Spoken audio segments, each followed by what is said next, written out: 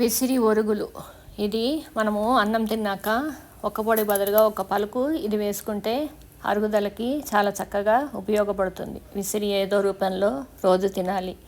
ఇది చాలా rich source అనమాట కాల్షియంకి. అంతేకాక ఇమ్యూనిటీ బూస్టర్ కూడా, అరుగుదలకు కూడా చాలా ఉపయోగపడుతుంది. అందుకని మనము రకరకాలుగా రెసిపీస్ చేస్తున్నాము.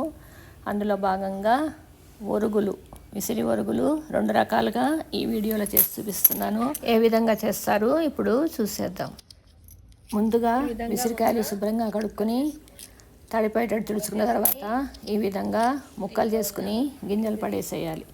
ఆ తర్వాత ఈ ముక్కలు నేను దాదాపుగా ఒక 20 కాయలు తీసుకున్నాను.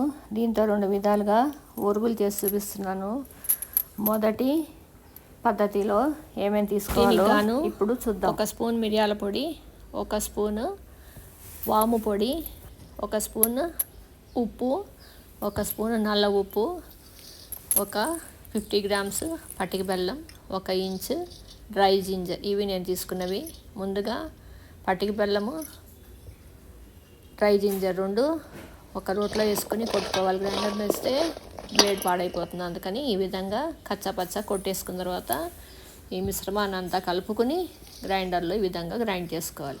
ఆ పొడిని విసిరికాయ ముక్కలు ఈ విధంగా సన్నగా తరుక్కొని ఆ పొడిలో ఇవన్నీ పొడి ఇందులో వేసేసి కలపాలి. శుభ్రంగా కలిపేసిన తర్వాత ఒక చెక్క నిమ్మరసం పిండేసేసి పైకి కిందకి కలిపి దీన్ని సీసాలో వేసి ఒక రోజంతా ఊరనిచ్చిన తర్వాత ఒక ప్లాస్టిక్ షీట్ మీద ఈ ముక్కలను వేసి 2 రోజుల పాటు బాగా ఎండేదాకా ఎండబెట్టుకోవాలి. అవి బాగా గలగలలాడేదాకా ఎండబెట్టుకున్న తర్వాత మనం సీసాలు వేసుకుని భద్రపరుచుకుంటే ఏడాది పాటు నిలవ ఉంటాయి. ఇది ఒక పద్ధతి. విసిరికాయల ఒరుగులు ఈ విధంగా చేయొచ్చు. అంతేకాకుండా 2వ పద్ధతి ఈ విధంగా చేస్తారు చూద్దాం. ఇలాగే కాకుండా ఈ విధంగా కూడా ఒరుగులు తయారు చేసుకోవచ్చు.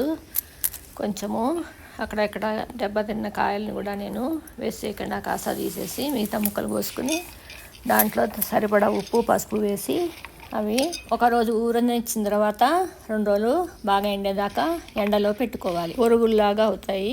అవి సీసాల్లో పోసి పెట్టుకుంటే అవి కూడా ఏడాది పాటు నిలవ ఉంటాయి. ఈ 2 విధాలుగా కూడా ఒరుగులు చేసుకోవచ్చు. అన్నం తిన్న తర్వాత ఒక పూట లాంటివి వాడే బదులు ఇలాంటివి తింటే ఆరోగ్యం కూడా మనకి ఇమ్యూనిటీని డెవలప్ చేస్తుంది. చక్కగా అరుగుదల, మన తిన్నది కూడా అరుగుతుంది అన్నమాట. మా ఇంట కాసిన ఈ విసిరికాయలతోటి నేను రకరకాల రెసిపీస్ చేశాను. ఊరగాయలు, విసిరికాయ తొక్కు, విసిరి ఆవకాయ లాంటి ఊరగాయలే కాకుండా చ్యవన్ప్రాష్, విసిరి చాక్లెట్స్, ఆమ్లా చాక్లెట్స్, విసిరి ఒరుగులు, ఇటువంటివి రకరకాల రెసిపీస్ చేశాను. All healthy recipes. Please watch my channel నా అభిరుచులు.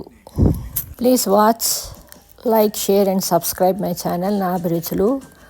There are nearly 80 varieties of homemade foods in my channel.